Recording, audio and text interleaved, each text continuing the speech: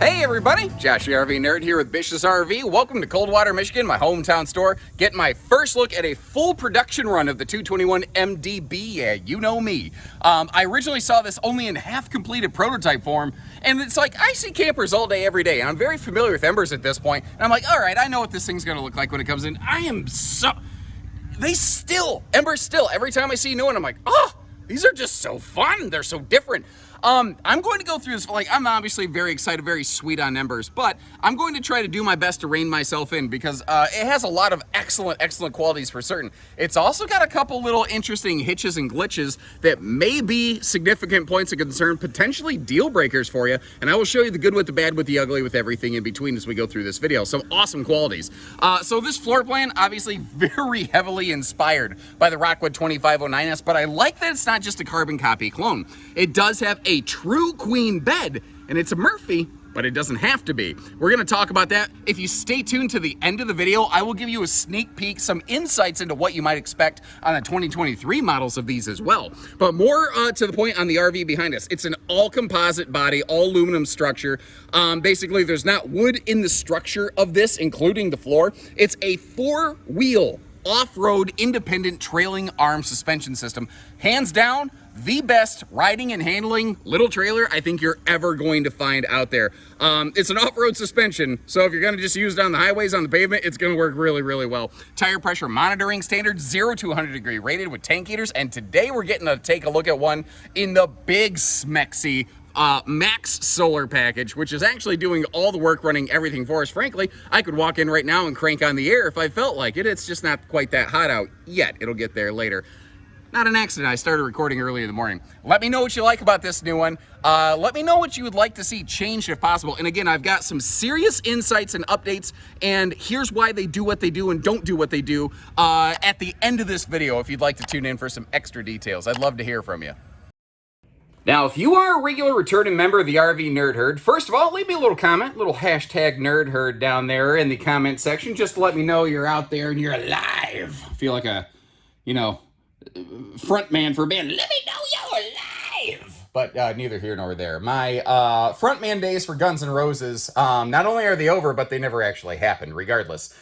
You probably have an idea of what we're looking at, but if you're new with us, first of all, welcome. Thank you very much for joining us today. There's a lot to learn about this RV. This is not your father's camper here. They do a lot of things differently, and I actually want to begin by sitting in the seating and facing over here toward the campsite. At first glance, the door side window coverage is minimally acceptable. I do feel that when you're over here, you can leverage the bunk windows against that equation, but everyone has a little bit different feel and take on that. Also, one of my very favorite things, I can't look at that stovetop in that top drawer and not see a little smiley face guy. Tell me you don't see a little robot man in there. What should his name be? Spark?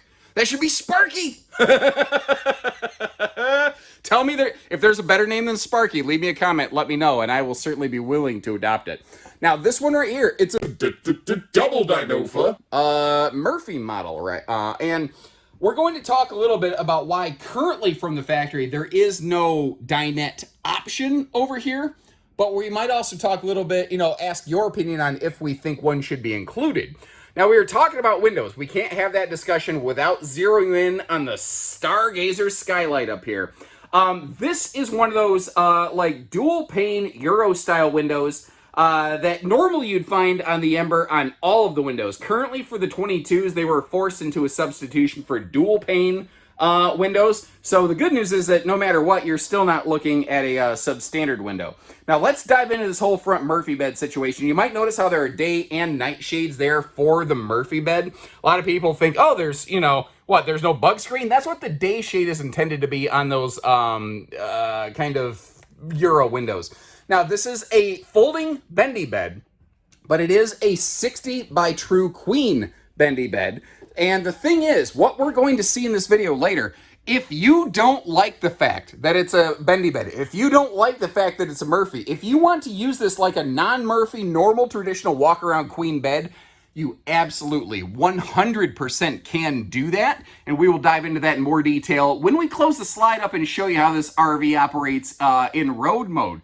Notice though, they're doing those really cool little headboard side pockets right there, and one of the other neat things with Ember is they by default have at least a 1000 watt inverter to run all of the household outlets in this RV off the battery power if you're untethered and off grid.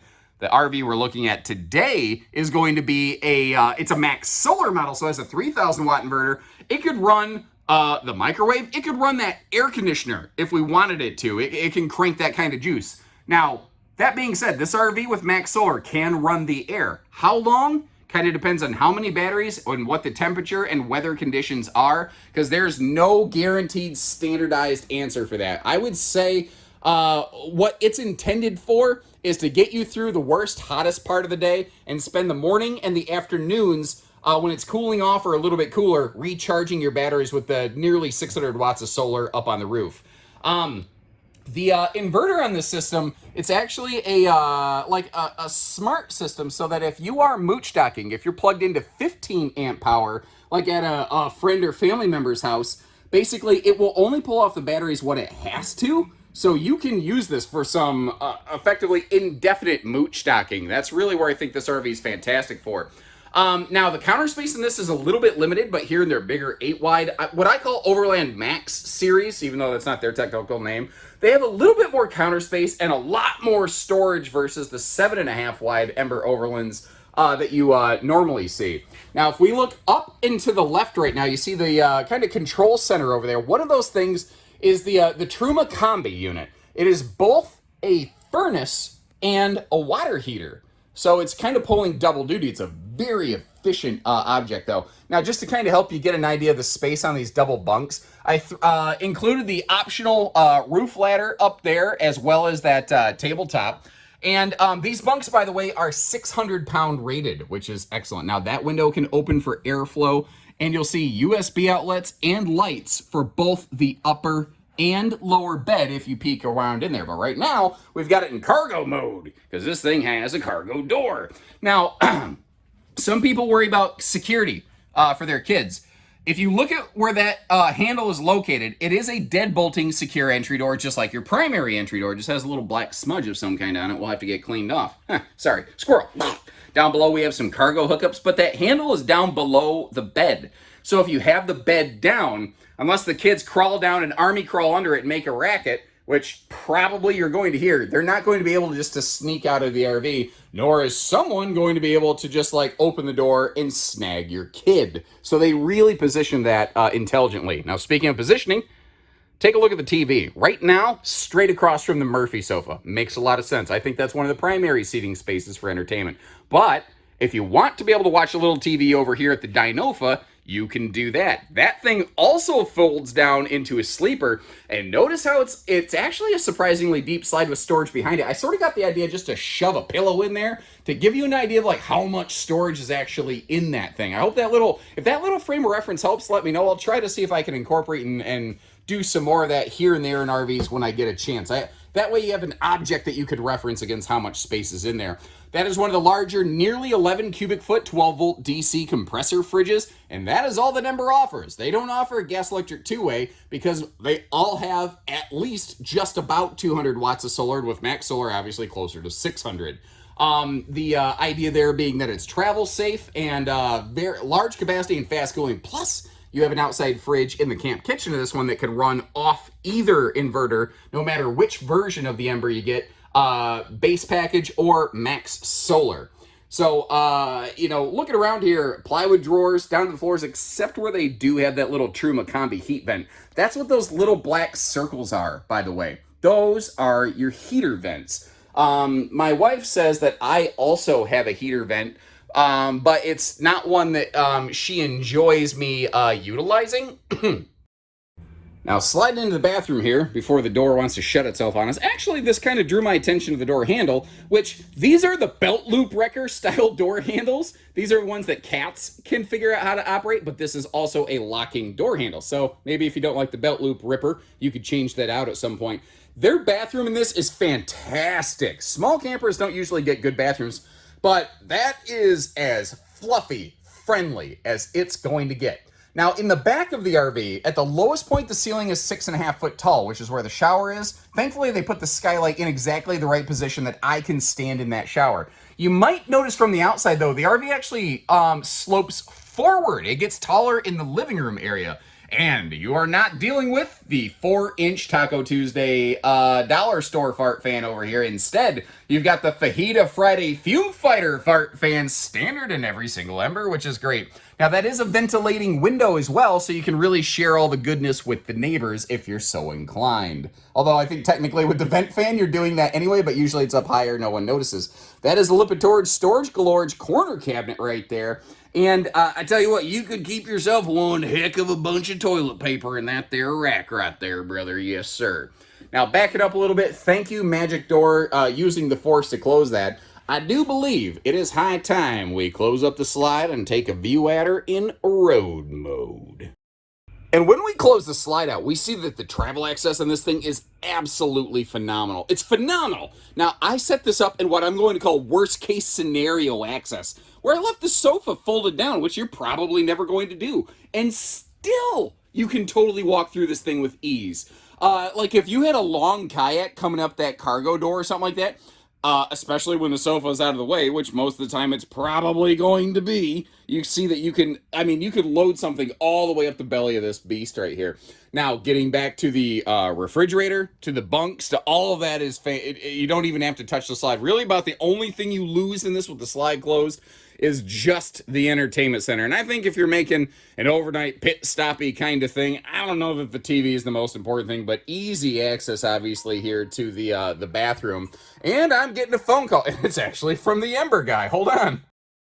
But look at this. Remember when I said you don't have to use this as a Murphy bed? This is another reason that I said that, because you have plenty of room to just like leave the bed down. So if you don't want this with the Murphy bed, if you want this with just a fixed queen, you can ignore the Murphy bed portion and you can just swap in the fixed queen mattress of your choice. But I've got a little bit of extra Uncle Josh insight here for you. So if you're familiar with Ember's lineup, they make another model called a 201 FBQ. It's a no-bunk quad wheel version of one of these Ember Overlands. And it has a full-time fixed queen non-Murphy bed up front. But these two RVs share the exact same front end. So if you wanted to order one of these 221 Murphy bed bunkhouse models without a Murphy bed, call our team. We can actually put in a special request to make that happen for you. And conversely, if you want that 201 with the Murphy bed instead of a fixed bed, we could custom order that for you too. Now, a lot of people, like I'm sitting here on this sofa in the slide, and a lot of people are looking at the build sheet on this going, I don't understand. There's not an option for a dinette. This is a little bit of a long and drawn out explanation, and I'm not going to bog down the middle of this video. If you're kind of curious about that, stay tuned at the end of this video. I'm going to give you information on why they do not currently offer a dinette here, if you think they should, and I will give you a couple little insights that I have into the 23 updates. And you know what? I thought, let's take a look at the outside of this one two ways. We're going to see one all opened up and one all closed down. So first of all, I want to take a look at this powder-coated aluminum exoskeleton. That's what's really cool. Again, this is an all aluminum, all composite structure. Now, the windows right here, they ran a little bit short on the Euro windows for the 22 models, but they've been stockpiling Euro windows so that when the 23s roll out, European windows are going to be back for the 23 model year, ladies and gentlemen, and it is not expected that they will run into the same supply challenges that they ran into in the 22 season. They just couldn't get enough of them, basically. Now, this is a single sewer point, and notice how it is up high enough. I don't think you're going to have to worry about ripping that thing off, if you go over a speed bump or off pavement or something like that. And they do have now, the original prototypes had these Lippert quick drop stabilizer jacks. You are seeing more and more brands adopt those this coming year, and frankly, I'm happy to see it. If you've ever seen in my previous videos, like Wildwood's Open Ranges were really good about including JT's strong arm stabilizer bars on their jacks. Well, that's essentially what these have. It's almost like an all-in-one integrated product now. You might notice down below that rear cargo door, there is a 2-inch receiver hitch that's 300-pound rated. So if you want a place to put a generator, some bikes, or something like that, perfect little spot to do it. This is rear and side camera prep. So you have that, peace of mind. It's also turn signal and reverse travel lighting wired up. basically very similar to the Jayco system that they call their J-Smart system. So if you flip on that signal, all of the lights down the side of the RV will blink along with that. Now, let me get you down here real quick below the belly area. You won't see much because it is nicely fully enclosed. What you're not seeing is that there are tank heaters on all those, and Ember has taken the time to go to Truma's testing facilities and prove themselves 0 to 100 degree capable. Now, I'm kind of pausing right here because I really want you to take in, look at the suspension system on this. 4-wheel, independent, trailing arm, off-road suspension package on this. Now, here's the thing. You can't just slap that on any old chassis. They had to build this with a custom engineered chassis. It actually comes out of the Airstream plant to be able to handle the extra strength and stress that applies. Got ourselves some Goodyear Wrangler off-road tires right here. I don't know why I always stress Wrangler. I throw an extra syllable in there. Maybe it's that Michigan accent that I have, and I'm trying to tiptoe around a mud puddle currently, so pardon me.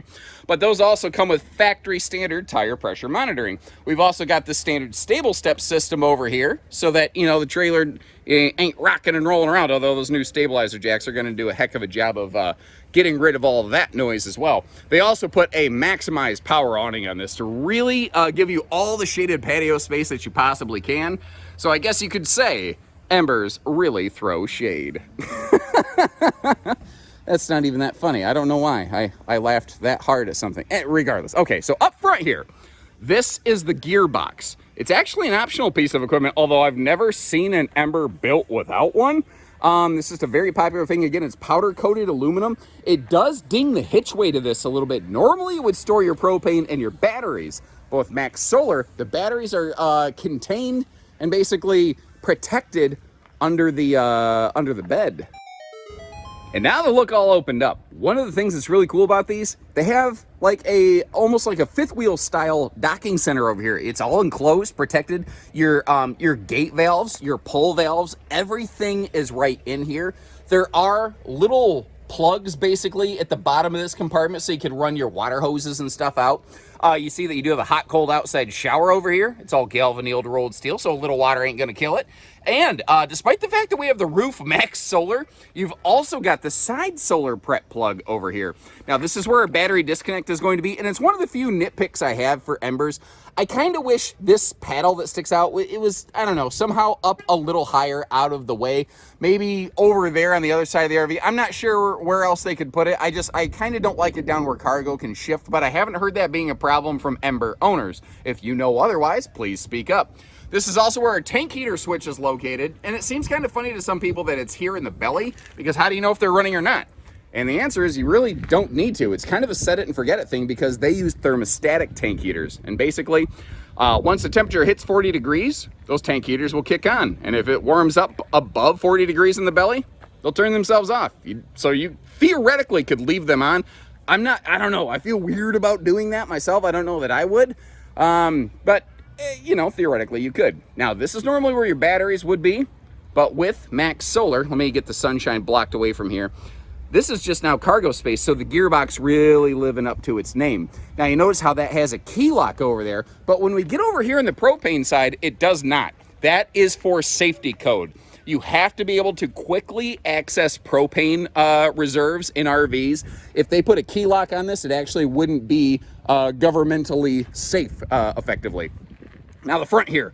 They do everything on an Ember is so different. If you've never seen one, this is their Versa coupler. So if you want to swap this off for an articulating hitch, like a lock and roll hitch, for example, you could do that here. Or you could change the ride height of that hitch right from the factory and not lose any warranty stuff.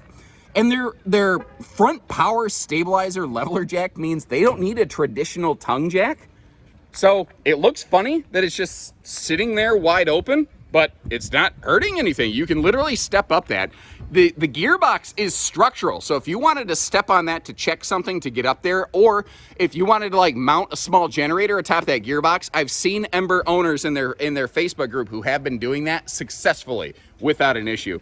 And I love the little like laser cut Ember logo installed in, or cut into that right there. And I don't think it was their intention, but that if you're going under like a low-hanging tree branch because you're taking this thing off the beaten path, I feel like that might help keep those tree branches up away from your skylight, which thankfully does have a front wind fairing to also help protect that a little bit, kind of direct things over it if need be. The little drawbridge style drop down door, I like this personally because horizontal spaces, prep spaces are things that you can use, and they made it adjustable. So if you're on a really goofy, weird, not totally even campsite, you can kind of level that out a little bit. Although you could also just unclip those carabiners and just drop them right down. Thank you, by the way, my audience, for telling me the proper pronunciation of that. I wasn't sure it was carabiner, carabiner, because I've never actually heard the word spoken aloud other than my other Michigan Midwestern folks, which we say quite a few words incorrectly around here on a very regular basis. Now, remember that sprayer hose that we saw? You could hook that up right here as well, and a couple handy power outlets outside. Now, we looked over this, and if you've never seen an Ember, you might be like, what is that thing? Basically, it's a built-in wheel chock. But if you cinch that down onto your tire and then padlock it, you've created a security lock for your RV. Very handy if you have to leave it at like a public storage site, or frankly, if you just don't, want to worry about somebody driving onto your back 40 in the middle of the night with their headlights off and snagging something. Sadly, having spent 13 years in this business, I've seen more than one trailer stolen over the years, so any peace of mind like that is nice. Now remember, this has by default a 1,000-watt inverter with the Max Solar 3,000-watt inverter. Either way, that refrigerator is operational in transit. So you've got double fridge access in this. You've got fridge access inside or outside while traveling, and this one, they give you space for that bigger capital griddle right here. Although, last I knew, that was actually optional. So if you wanted one of these without the griddle, you could have it just with a little slide out kind of countertop thing effectively anyway. I think we've pretty much killed everything here from ground level. What you're not seeing is a ladder. That's because they use one of the telescopic removable ladders. Now, Ember was one of the first brands I saw do that. And again, up top here, looking at that Max Solar package, 570 watts of power. Now, a lot of manufacturers for the 23 season have bumped up their 190 panels to 200s. I don't know if Ember is going to be on that bandwagon yet. I would be really shocked if they weren't, however. And again, I've got a couple insights here for you for the 23 season updates that I think you're really going to like. All right, so a couple key updates that they're going to be making on their 23s. This is still a brand new product. They've only been out for a year. So what was that about? Okay. All right, we're fine. So they didn't want to go through and change everything, but they had a far greater response and request for their Max Solar package than they ever expected. So they've expanded the development of that a little bit. You can't really see any of it in a Max Solar because it's all kind of hidden here under the bed or under the Murphy sofa, whatever the case may be. But right now, Max Solar comes by default with two 100 amp hour battleboard batteries. Well, what they found is that one single Game Changer battery, Game Changer is just another name of batteries from the same company, Dragonfly Energy. They make battleboard, they make Game Changer, etc. They found out that one 270 amp hour Game Changer can fit in the exact same spot. So the Max Solars for 23 will come with a bigger battery, and where that's really, really key is if you get Max Solar, it's 570 watts, but by default only 200 amp hours.